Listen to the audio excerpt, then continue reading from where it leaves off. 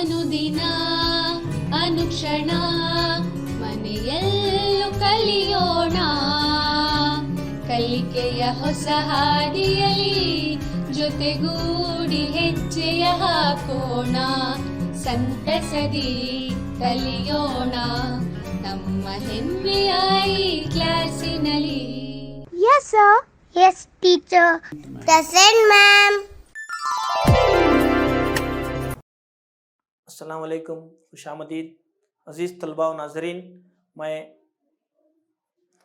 आपको पहले संवेदा ई क्लास में कौमी आमदनी और हिंदुस्तान के इक़्तिसादी निज़ाम के मुख्तलिफ़ शोबाजात इसके मुताल्लिक़ दर्स दे चुका हूँ। हिस्सा अव्वल मुकम्मिल हो चुका है। अब हमें हिस्सा दुवम पढ़ना है। चूँकि आप तमाम को मैंने कौमी आमदनी क्या है, फ़िकस आमदनी क्या है और इक़्तिसादी मंसूबाजात कौन कौन से हैं, इक़्तिसादी निज़ाम के मुख्तलिफ़ शोबाजात कौन कौन से हैं, इक़्तिसादी निज़ाम के मुख्तलिफ़ शोबाजात किस तरह से काम करते हैं और आमदनी का कौन से हिस्से से कितना शेयर आता है, ये भी कितना हिस्सा आता है, ये भी आपको मैंने बताया था, पूछा था आपने। बहुत ही बेहतरीन अंदाज में जवाबात भी दिए थे। तो चलिए इस लेसन के इस सबक के कौन सा सबक है हमारा, कौमी आमदनी और भारत के इक़्तिसादी निज़ाम के मुख्तलिफ़ शोबाजात। इस सबक के हिस्सा दुवम को पढ़ेंगे। पढ़ने से पहले मैंने आपको सबक की शुरुआत में एक सवाल पूछा था। वो सवाल ये था कि कुछ ममालिक गरीब हैं और कुछ ममालिक अमीर हैं, इसकी क्या वजह है। तो आप ही में से चंद एक ने बताया था कि आमदनी की वजह से ममालिक गरीब हैं और कम आमदनी की वजह से गरीब हैं और भरपूर आमदनी की वजह से अमीर तरीन ममालिक हैं और औसत आमदनी की वजह से तरक्की पजीर ममालिक हैं। तो मजमून समाजी साइंस हमारा बाब नंबर 3 माशियात का सबक है। आप तमाम हश्तम जमात के तालिब इल्म हैं। हमारे सबक का नाम है कौमी आमदनी और भारत के इक़्तिसादी निज़ाम के मुख्तलिफ़ शोबाजात। यह हिस्सा दुवम है। ये पेश करने के लिए मैं आपके सामने हूँ मोहम्मद आमिर ख़ान, AGT सरकारी उर्दू हायर प्राइमरी स्कूल भंडार कुमटा तालुका औराद बी ज़िला बीदर। तो हम इस सबक के दूसरे हिस्से को देखेंगे। दूसरे हिस्से को देखने से पहले थोड़ा सा याद आ, हम पहले हिस्से में कौमी आमदनी पढ़े थे, फ़िकस आमदनी पढ़े थे और हम भारत में हल्का या इलाक़ाई आमदनी की तरक्की इनके हिस्से पढ़े थे। 3 हिस्से हैं। पहला है प्राइमरी सेक्टर, दूसरा है सेकेंडरी सेक्टर, तीसरा है टर्शियरी सेक्टर। हम इस हिस्से में, सबक के इस हिस्से में या फिर दूसरे हिस्से में पार्ट 2 में देखेंगे छोटी सनतें, अहमियत और मसाइल। क्या देखेंगे हम? छोटी सनतें, अहमियत और मसाइल। तो देखिए बच्चों, हम पहले पढ़े कौमी आमदनी, उसके बाद फ़िकस आमदनी किस तरह से तकसीम की जाती है, कौमी साल कौन सी तारीख, माली साल कौन सी तारीख को शुरू होता है, 1 अप्रैल को शुरू होता है, फिर 31 मार्च खत्म है। एक साल में पूरे हमारे हिंदुस्तान की कितनी आमदनी है उसको तकसीम किया जाता है। ठीक है, आमदनी इस तरह से कौमी आमदनी का अंदाज़ा लगाया जाता है। कौमी आमदनी का अंदाज़ा लगाने के लिए CSA यानी सेंट्रल स्टैटिस्टिकल अथॉरिटी ऑफिस रहती है कि, तो उसके ज़रिए कौमी आमदनी का अंदाज़ा लगाया जाता है। तो प्यारे बच्चों, छोटी सनतें, इस सबक के अगला हिस्सा है छोटी सनतें, अहमियत और मसाइल। छोटी सनतें, सनत का मतलब सबसे पहले हम जानना ज़रूरी है। क्या है सनत का मतलब, है ना। सनत, अहमियत यानी उसकी अहमियत, मसाइल यानी उसके अंदर होने वाले दरपेश चैलेंजेस, मसले वगैरह। आपको मसाइल से और अहमियत से आप वाकिफ़ होंगे, लेकिन सनतें बोले तो क्या, कौन बताएंगे। बहुत खूब, सनतें माने कारखाने। ठीक है, छोटे छोटे कारखाने। अब आपने बड़े से बड़ा कारखाना देखा है, छोटे से छोटा कारखाना देखा है ना। शक्कर का बड़ा कारखाना, एक बड़ी इमारत होती है, उसके मोटे मोटे पाइप्स होते हैं, उससे धुआं खारिज होता रहता है ना। ये शक्कर का कारखाने का है। उसी तरह से दूसरे कई कारखाने हैं हमारे कर्नाटक में। HAL Hindustan aeronautical limited, Hindustan aeronautical limited है, फिर BHEL है, फिर मुख्तलिफ बड़ी बड़ी सनतें हैं। छोटी सनतें कौन सी होती हैं? और ये एक MSMED बोल के है। M का मतलब माइक्रो, S का मतलब स्मॉल, M का मतलब मीडियम और E का मतलब, देखिए M का मतलब micro, small and medium enterprises, E का मतलब इंटरप्राइजेस और D का मतलब डेवलपमेंट। MSMED एक्ट 2006 में पास हुआ है। तो MSMED का जो एक्ट है, इस एक्ट के तहत छोटी सनतों को माली इमदाद फराहम की जाती है, इनकी हालत को अंदर सुधार पैदा करने के लिए और इनके अंदर ज़्यादा से ज़्यादा पैदावार करने के लिए कोशिश की जाती है। इस कोशिश का मकसद क्या है? इस कोशिश का मकसद है जो छोटी सनत को चलाने वाले लोग हैं वो लोग ज़्यादा से ज़्यादा तरक्की कर सके। तो MSMED का ये सिंबल है, micro small medium enterprises development act 2006 में पास हुआ है। एक तस्वीर आपको नज़र आ रही है यहाँ पे। इस तस्वीर के ज़रिए आप देख सकते हैं कि किस तरह से इसके अंदर तस्वीर के अंदर बताया गया है कि लोग मुख्तलिफ कामों को अंजाम दे रहे हैं। तो MSMED, अब ये माइक्रो बोले तो छोटी, बहुत छोटी सनतें, स्मॉल बोले तो छोटी, हाँ, micro small MSMED, micro small और बोलिए MSMED का क्या मतलब है? Micro small and medium. Micro माने बहुत छोटी, स्मॉल बहुत छोटी, मीडियम बोले तो औसत दर्जे की। Micro small and medium enterprises development act. तो इस तरह से उसके अंदर इन तमाम कामों को अंजाम दिया जाता है। देखिए चंद एक कामों को आप यहाँ पर देख सकते हैं कि माइक्रो इंडस्ट्रीज में क्या क्या होता है। देखिए आप देखिए इधर चंद एक तस्वीर है। एक तस्वीर है जिसमें लोग क्या कर रहे हैं? Very good. एक तस्वीर में एक औरत तागा बुन रही है ना।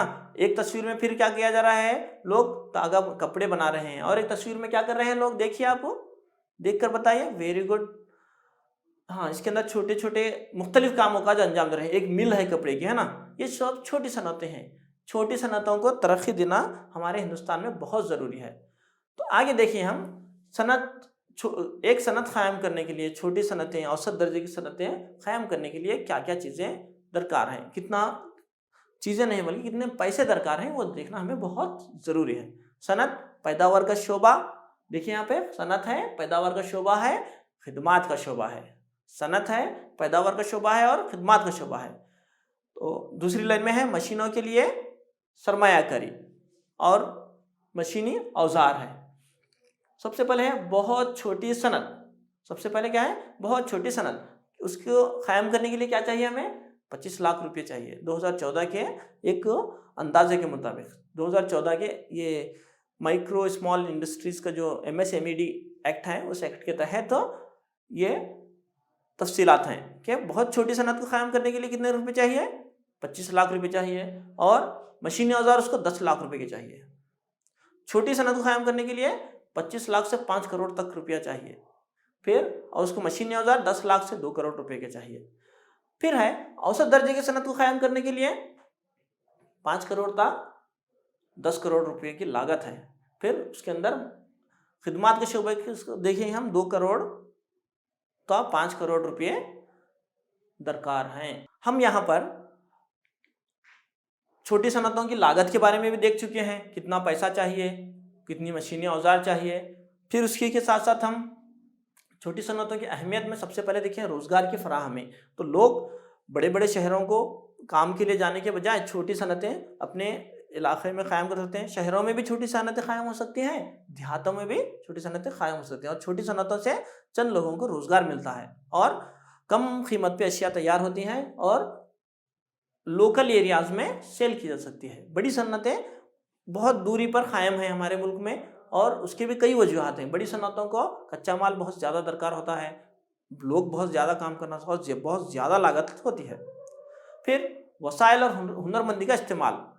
अब बड़ी सनत बहुत ज़्यादा फासले पर होने की वजह से लोग वहाँ पे जाते नहीं, सही हुनर वाले लोग नहीं जा सकते। वसाइल और हुनरमंदी का इस्तेमाल छोटी सनतों में बआसानी हो सकता है। कैसे? वसाइल यानी जो सनतों को चीज़ें लगती हैं वो चीज़ों के लागत, जो चीज़ें लगती हैं वो चीज़ें मुहैया होना। जैसे अब वो कपड़ा तैयार करना है, कपड़े के लिए सबसे पहले खाम माल क्या है, कौन बता सकते हैं मुझे? कौन बता सकते हैं वो? Very good. कपड़ा तैयार करने के लिए सबसे पहले कपास चाहिए, है ना। कपड़ा तैयार करने के लिए सबसे पहले हमें कपास चाहिए। कपास कहाँ से आती है? कपास खेतों से आती है। Very good. खेतों से कपास आती है, तो खेतों जहाँ पे कारखाना या फिर सनत कायम होती है उसके अतराफ कपास के खेत होना ज़रूरी है, तब जाके उसे खाम माल मिल सकता है ना। और मशीनी औजार मिल सकते हैं, और हुनरमंद इंसान जो कपड़ा बुनते हैं अच्छा से अच्छा तो कपड़ा तैयार कर सकते हैं। तो छोटी सनतों की वजह से रोज़गार की फराहमी मिल होती है, वसाइल और हुनरमंदी का इस्तेमाल होता है। और अगले देखिए, आमदनी की मुनसिफाना तकसीम हो सकती है। छोटी सनतों का छोटा मालक होता है, उसके थोड़ा सा इन्वेस्टमेंट यानी पैसा लगाता है, फिर पैसा उन्हें भी कमाता है, वो भी कमाता है, और जो उसके पास काम करने वालों को भी आसानी से दे सकता है। बड़ी सनतों में ऐसे इतना मुनसिफाना तकसीम नहीं हो सकती। सनतों का मुकामी तौर पर फैलाव, तो मुकामी तौर पर जितनी सनतें बढ़ती गई उतना ज़्यादा माल आ सकता है, और जितना माल आता गया, जितनी पैदावार होती गई उतने ज़्यादा लोगों को इस्तेमाल करने में आसानी होती है, अशिया आसानी से फराहम हो सकती हैं। फराहम का मतलब आसानी से मिल सकती हैं। उसके बाद है टेक्नोलॉजी की तरक्की। अगर छोटी सनतें किसी एक सनत में कोई एक, जैसे हम रेशम की सनत लेंगे, है ना। रेशम की सनत, रेशम तैयार करते समय कभी आप देखे हैं जी? रेशम की सनत के लिए एक बड़ा सा घर बनाना पड़ता है, उसके अंदर रेशम के कीड़े होते हैं, कीड़े लाना की ज़रूरत पड़ती है। रेशम के कीड़ों को एक किस्म का पत्ता डाला जाता है। पता है आपको पत्ता कौन सा है वो? उस पत्ते को शहतूत का झाड़ कहते हैं हम। वो शहतूत, और इंग्लिश में मलबेरी कहते हैं, मलबेरी बुश।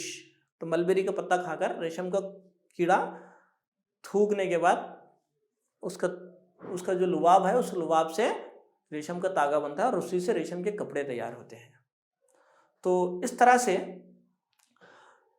टेक्नोलॉजी की तरक्की कैसे होती है वहाँ पे मुख्तलिफ किस्म की टेक्नोलॉजीज़ को अपनाया जाता है। वहाँ पे आजकल जहाँ पे रेशम के छोटी सनतें हैं, उन रेशम की छोटी सनतों के पास सरकार अपनी तरफ से सोलार का एक छोटा सा प्रोजेक्ट देती है कि लाइट वहाँ पे जा ना पाए और काम करने वालों को आसानी से काम करने की सहूलत दस्तयाब हो। फिर उसके बाद है बरामदात को बढ़ावा देना। अगर जितनी छोटी सनतें जैसे ही अशिया तैयार करती हैं, मार्केट को आसानी से भेज सकते हैं। बरामद यानी भेजना, दारामद यानी लाना। बरामद यानी भेजना और दारामद यानी लाना। इंग्लिश में बरामद को एक्सपोर्ट कहते हैं, और दरामद यानी इनपुट। तो एक्सपोर्ट बढ़ जाता है। अगर छोटी सनतों के अंदर जितना भी माल तैयार होगा, वो सारी चीज़ें क्या है, मार्केट के अंदर आई, और मार्केट से शहरों को दूर तक जाने की ज़रूरत नहीं पड़ेगी, बल्कि आतराफ के इलाके में फैला सकते हैं। भारत में छोटी सनतें, तो एक अंदाजे के मुताबिक अब भारत में जो छोटी सनतें हैं 488.46 लाख छोटी सनतें हैं, है ना। हमारा भारत एक बहुत ही वसी मुल्क है, इसके अंदर 27 रियासतें हैं, 9 मरकज़ी इलाके हैं, और इन 9 मरकज़ी और इलाक़ों और 27 रियासतों में फैला हुआ छोटी सनतों का ये एक जाल है। 488.46 लाख छोटी सनतें हैं। फिर उसके बाद है 13,63,700 करोड़ रुपयों का सरमायाकारी है इसमें।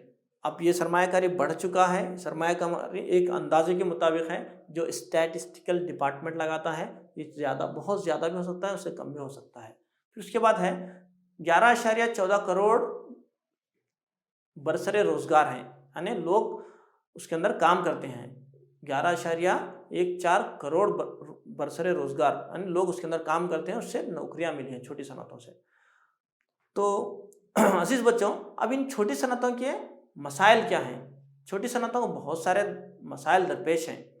तो क्या मसाइल हैं? हम मसाइल को एक बाद दीगर बोलते जाएंगे अभी। तो पहला मसला है खाम माल का ना मिलना, रुपये पैसा का मसला। छोटी सनतों को कायम करने वाले अक्सर लोग औसत तबके से होते हैं। छोटी सनतों को कायम करने वाले अक्सर लोग औसत तबके से होते हैं, जो बहुत सारा पैसा नहीं लगा सकते। पैसा ना लगने की वजह से माल के जो भी उन्होंने अशिया तैयार करते हैं, जो भी माल तैयार करते हैं या अशिया तैयार करते हैं, उन अशिया में क्वालिटी की कमी होने लगती है अगर पैसा सही नहीं लगा तो। अगर पैसा का मसला आया तो क्वालिटी कमी होती है। रोज़गार जो भी है उन्हें वक्त पर तनख्वाहें ना मिले से काम छोड़कर जा सकते हैं, है ना। कई पैसे का अगर मसला दरपेश आया तो बहुत सारे मसाइल भी दरपेश आते हैं। खाम माल एक वक्त में नहीं मिला तो माल लाने तक काम चलाकर खाम माल को दूसरी जगह से मुहैया कर सकते हैं हम। लेकिन पैसे का मसला जैसे आया तो कई एक मसाइल दरपेश आ सकते हैं। अगला जो मसला है कम हुनरमंदी। तो हर जगह पर हुनरमंद लोग दस्तयाब नहीं हैं। कम हुनरमंदी, हर जगह पर हुनरमंद लोग क्या है, दस्तयाब नहीं हैं। उसकी वजह से भी बहुत सारे मसाइल आते हैं। सारी मशीनें सही हैं, पैसा भी फुल लगाए हैं, है ना, और खाम माल भी तैयार है, लेकिन हुनरमंद लोग ही नहीं हैं, तो उन्होंने सही अशिया सही चीज़ें बना सकते हैं क्या? नहीं बना सकते। अब अगला जो मसला है ना, क्या मसला है अगला? मार्केट के मसाइल। मार्केट के मसाइल, चूँकि जब खाम माल भी हमें दस्तयाब है, रुपया पैसा भी हम फुल लगाए हैं, हुनरमंदी भी है, हुनरमंद होने के बाद बहुत सारी अशिया, उम्दा से उम्दा अशिया तैयार हैं, लेकिन मार्केट यानी वहाँ पे बाज़ार ही नहीं है और उसको बेचने के लिए, फ़रोख्त करने के लिए मौका ही नहीं है, तो वैसे वक्त पे अशिया की कीमत भी घट जाएगी और छोटी सनतें भी बर्बाद हो सकती हैं, कमज़ोर पड़ सकती हैं। तो मार्केट के मसाइल को भी हमें सुधारने की ज़रूरत है। मार्केट का मसला भी बहुत बड़ा मसला है छोटी सनतों के लिए, बड़ी सनतों से मुकाबला। तो प्यारे बच्चों, बड़ी सनतों में और छोटी सनतों में फ़र्क क्या है कि बड़ी सनतें का जो क्वालिटी होती है वो डिफरेंट, अलग होती है, और छोटी सनतों की जो क्वालिटी होती है वो डिफरेंट होती है। क्योंकि अगर कपड़ा है छोटी सनत में तैयार हुआ तो उतना खूबसूरत नहीं होता, लेकिन जब वैसे बड़ी सनतों में तैयार होता है कपड़ा तो बहुत ही उम्दा तरीके से तैयार होकर आता है। अब है ज़रई बहरान के असबाब और इनका हल। ज़रई बहरान, ज़राअत से ज़रई लफ्ज़ है, ज़राअत और ज़रई। ज़राअत यानी खेती बाड़ी, ज़रई यानी ज़राअत से मुताल्लिक़, खेती बाड़ी से मुताल्लिक़। अब ज़रई बहरान यानी उसके बर्बाद होना, बर्बादी या फिर उसके ख़राबी, ज़राअत की ख़राबी, इसके असबाब और इनका हल, इस तरह इसका मतलब है। तो ज़रई बहरान के असबाब और इनका हल देखिए। बहरान क्या है? पहला है छोटी छोटी ज़मीन वाले किसान, इसकी वजह से भी ज़रई बहरान पैदा होता है। कैसे ज़रई बहरान पैदा होता है? छोटी छोटी ज़मीन वाले किसान से क्या खराबी पैदा हो सकती है, उनके अंदर क्या नुक्स हो सकता है, क्या आपको पता है? हाँ, तो सुनिए। छोटी सनतों से छोटी छोटी ज़मीन वाले किसान क्या करते हैं, अब एक एकड़ रहा, उसको फिर 2 से 3 बच्चे रहे, एक एकड़ के तो छोटे छोटे हिस्से बनाते हैं, हिस्से बना के उसका सही पैदावार नहीं ला सकते उसके अंदर। छोटी ज़मीन से ये नुकसान हो जाता है छोटी ज़मीन वाले किसानों से। ज़्यादा आबादी का दबाव, आबादी बहुत बढ़ गई और जो भी ज़रई ज़मीन है, काश्तकारी यानी खेती बाड़ी करने की ज़मीन है, उसको क्या करते हैं, मकान और घर बनाना चालू करते हैं वहाँ पे, और जंगल जो भी है तो उसकी भी कटवाई ज़्यादा होना शुरू होती है। इस वजह से ज़रई बहरान पैदा होता है। फिर बारिश पर इन्हिसार और बार बार आई हुई खुश्कसाली, इससे भी ज़रई यानी खेती बाड़ी का खराबी पैदा होती है। हमारे हिंदुस्तान के ज़्यादातर किसान बारिश पर इन्हिसार करते हैं, है ना। बारिश पर इन्हिसार करने की वजह से होता क्या है, जून के महीने में बारिश आती है ना, मानसून 7 तारीख को मानसून आता है और बारिश होने के बाद किसान पेरना शुरू करते हैं, बीज बोना शुरू करते हैं। लेकिन जैसे बीज बोने के बाद छोटी फसल रही और फसल छोटी रहे, जब बारिश वक्त पर नहीं हुई तो फसल बर्बाद हो जाती है। इस तरह से खेती बाड़ी की खराबी पैदा होती है। कहा जाता है कि हिंदुस्तान की ज़राअत बारिश के साथ जुआबाजी है, यानी वक्त पर हुई तो फसल सही होगी, और बारिश अगर वक्त पर नहीं हुई तो क्या होता है, फसल खराब हो जाती है। तो बारिश के ऊपर बहुत ज़्यादा इन्हसार, अगर ज़्यादा बारिश हो गई तो भी फसल खराब हो जाएगी, और कम बारिश हुई तो भी फसल खराब हो जाएगी। उसके बाद है ज़राई बहरान, सब्ज़ इनकलाब का थोड़ा असर। सब्ज़ इनकलाब हम आने वाले असबाब में पढ़ेंगे। सब्ज़ इनकलाब से मुराद सब्ज़ इनकलाब से मुराद हम साइंटिफिक तरीक़े से खेती बाड़ी करने को सब्ज़ इनकलाब कहते हैं। तो हमारे किसान ज़्यादातर साइंटिफिक तरीक़े से खेती बाड़ी नहीं करते हैं, ज़राअत नहीं करते हैं, इस वजह से भी हमारे भारत में ज़राई बहरान है। फिर है मुनाफा बख्श मोल पाने में भी नाकामी। मुनाफा बख्श मोल पाने में भी